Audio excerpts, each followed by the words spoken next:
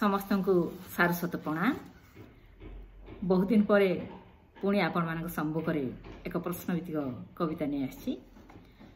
शेष प्रश्नभित्तिक कविता आपण मान सम्मुख रखी जहाँ थिला लेखारे से मोर कौन हेब कुह। तेबे से प्रश्नभित्तिक कवितार उत्तर तो अनेक देइछन्ति, तेबे सठिक उत्तर देइछन्ति श्रीमती पमिता दास जहाँ थिला शाली। तेणु तांको अशेष अशेष धन्यवाद ज्ञापन करुछि। आज से एक प्रश्नभित्तिक कविता शीर्षक है किए से सुंदरी तोरा।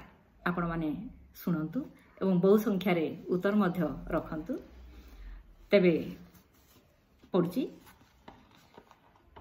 शंख मलमल पथरे मु गढ़ा, शंख मलमल पथरे मु गढ़ा, धोब फरफर देह, सौंदर्य मोर नाही पटांतर, सौंदर्यर मोर नाही पटांतर, चिकण सुंदर मुह।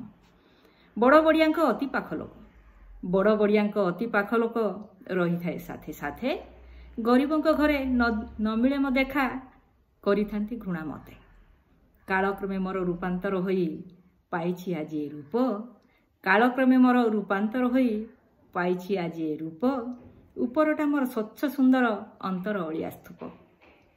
आबाल वृद्ध वनितांक पई दुआर म सदा खोला, आबाल वृद्ध वनितांक पई दुआर म सदा खोला, मो दुआरे जदि पड़ी जाए ताला, होई जिवो हो हाला, होई जिवो हो हाला। आजिर जुगरे अति दरकारी, आजिर जुगरे अति दरकारी, खोजी थांती आग मते, मो बिना कि केबे परिवेश एते रहंता कि सफा सते।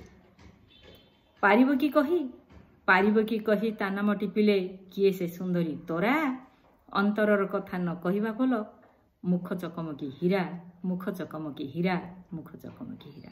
तेबे आपण मान बोधे उत्तरटी पाई सारिथिबे। तेबे आउ डेरी काईकि लिखि जांतु ना, टाइप कर जांतु। धन्यवाद।